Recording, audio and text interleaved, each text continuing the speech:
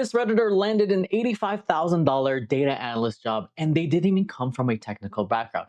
Their path wasn't clean, they didn't start with a data degree or land an internship straight into analytics. But what they did was something that I and a lot of analysts that I know have also done. They used their existing job to build business knowledge, learned the data skills on the side, then transitioned into a true analyst role. In this video, I'll break down exactly how they did it, how they learned data skills without a formal background, the 4 biggest tips that they shared, including mindset shifts, application strategies, and how to stand out. And if you like online stories like this and you find these helpful, I share weekly actionable insights, and this is a new format to help you break into data analytics. So you'll get more of these success stories so we can break down exactly what's working right now so you can get hired. So subscribe, turn on that bell notification so you don't miss the next videos. Also, quick disclaimer, this is online research. These are self-reported stories from Reddit, which means I can't verify every detail. It could be the gamut of everything, but I still think there's a ton of value in watching what people say and what they share works for them. And over time, we're going to start to see patterns. So just take it with a grain of salt, but use that as motivation to try these things, implement them, and see if it works for you. Let's go over their journey. So Weber Gillis had a business degree from a state school, worked as an office clerk doing administrative work at a small company.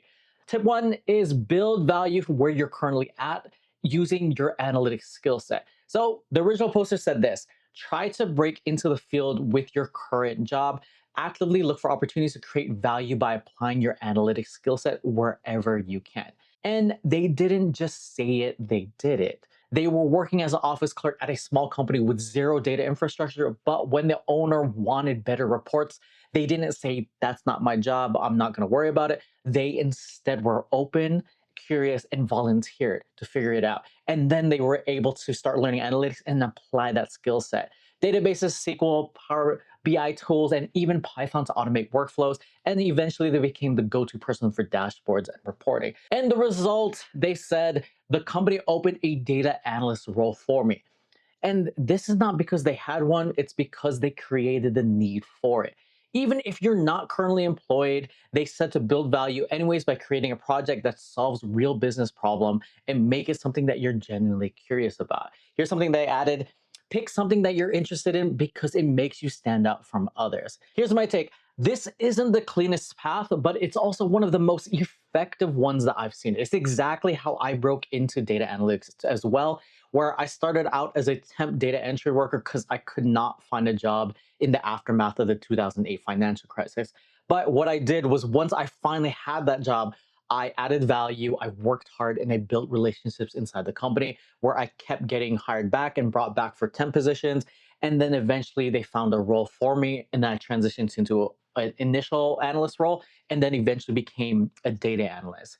Since then, I've seen this happen over and over again, especially with people who apply internally within their company. There's a lot of people that I know that aren't technical, but they have the business domain knowledge, and they've been able to be hired as analysts or analyst equivalent to a data analyst because they had the business knowledge. And then it was easier for them to pick up the processes on the back end by learning from the senior analysts and the other people who were on the job. And their tip number 2 is lady luck favors the ones who try. And to quote them directly, it's truly a numbers game, so push through. And this wasn't a blind effort for them. They ran a smart experience, and here's what they said: I turned up a notch and started exclusively applying to jobs that were posted within 1 day in my area or remote, and I found my response rate was getting better. So what they did here was apply to jobs no more than 5 days old. This is what they recommended, and then narrowed that down even more and was tracking the results. And then it worked, and then they reduced that window to 1 day. And then that's when they got better, even better results. So what this resulted in was more callbacks, faster replies, and eventually a recruiter reaching out to them. And even when they felt unqualified, they kept applying anyways. And here's what they said: you'd be surprised at how much we underestimate ourselves. Worst case, you're rejected, your info ends up in some recruiter's database, which is exactly how I landed this role. So my take is, you need to stack the odds in your favor. Applying early gives you a real advantage, and combining that with consistent effort also builds momentum. So if you're stuck, test this exact strategy over the next 30 days and check your response rate. And in my own experience, working with various companies in the past, sometimes roles will just fill up because there is a need in the business right away. So they want to fill that as fast as possible, especially if it's tied to initiatives or it's going to be an overflow for work and the department can't handle it. So they have to solve that immediate problem. Here's a tip number 3: interviews, be authentic. Here's the main message from that Redditor's post, and it's one that I agree with mostly. They break it down with an approach like this. First, step 1 is prepare smart. They say to research commonly asked interview questions, and more importantly, learn how to frame your analytics work as business value. Then the step 2 is be honest about your gaps, but use it as a strategic tool. They suggest being honest about your knowledge gaps, but positioning them in a way that shows that you have growth opportunities. Quote, always emphasize that you're more than capable of tackling new challenges. 3 is show genuine interest. They emphasize being curious about the company, the role, ask thoughtful questions, and show that you've done your homework. This alone will put you ahead of a lot of applicants who do not do that work. And you'd be surprised at how many applicants actually do not do that base level work.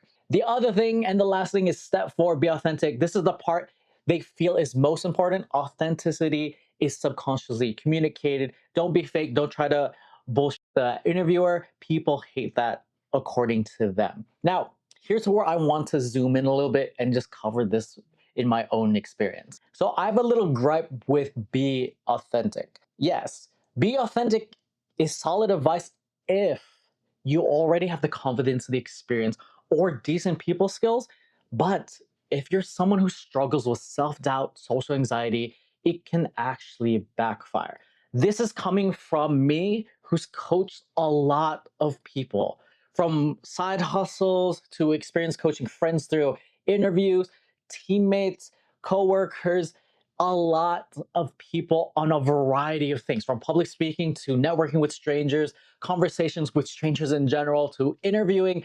I've seen what happens when somebody walks into a high stakes social meeting, like an interview, telling themselves just to be authentic, just to be genuine, just to be real. What ends up happening is they end up apologizing mid sentence through their answers, over explaining themselves and the gaps and the silence out of nervousness, and then asking for validation after every response. Was that the right way to approach it? I think this is the right way to do it. Do you agree? I think this is the best way. And that's not authenticity. That's anxiety leaking through. And that's not the best expression of yourself because you're overwhelmed with the emotions that you're feeling. In my experience, is that it's hard for people who are so stuck in their emotion and that surface level response that they can't differentiate what's genuinely how they want to express themselves and what is the surface level emotion that is overwhelming them in the moment. So the better approach, the one that I've recommended, I've coached people through, is be prepared first. The more that you practice in how you want to be authentically expressing yourself, the easier it will become when the actual pressure is on. And when you've practiced your answers, your stories, you build the confidence in that story and how you want to express yourself, and you rehearse your deliveries, your best self has the chance to come out naturally. And I believe that's what this writer was trying to get at. Don't try to fake expertise. Don't try to act like someone you're not, but do show up most prepared, present, and the curious version of you because that's what hiring managers will remember. And their last tip, mindset: you are what you think. Here is at the core of what they said. Quote, if you think you're not capable of getting a job, you will not get a job. That sounds simple, but here's the brutal truth. The wrong mindset doesn't just feel bad, it shapes your behavior, your communication, and affects everything you are communicating to everyone that you're meeting with. And they also follow up with this gut check quote, if you only focus on how bad the market is, you will not get a job. They're not denying that the market is tough, but if that's all you focus on, you'll talk yourself out of taking action, and action is exactly what you'll need to build confidence. And quote, starting to see every difficulty as an obstacle to overcome and every rejection as experience, action kills fear. Quote, having the right mindset beliefs will propel you to take the right steps in your unique context to achieve your goals. So, my take here is just short and sweet. Most people just skip over the mindset like it's fluff, but you need to have the overall mindset to make sure that your sub communication, your confidence, and how you prepare makes it so that you can come off as confident inside your interview, because confidence is going to be one of the reasons why you'll get the job. Okay, if you watch this far, thank you. It tells me you're serious about landing a quality data job. Maybe you feel stuck doing it alone though. So that's why I'm launching a private community called the Get a Data Job Accelerator, and I'm looking for our first 20 founding members. I wish I had these type of community, and this is why I'm trying to build it right now so that we can achieve our goals together. Because all the major goals that I've ever achieved in life, I've actively seeked out a community or built it myself. Plus, you'll get a say in shaping the community around what you actually need completely free. All I ask is that you stay active, give honest feedback, so together we can build the best data community out there. This isn't for everyone, it's only for the people who are motivated and ready to take action now. And if that's you, click the link in the description below to apply. I'll be reviewing every application personally and reaching out to the first 20 people who are the best fit. Thank you for those who already applied as well. I'm working on the finishing touches right now, and I'm going to send out those emails this week on Wednesday.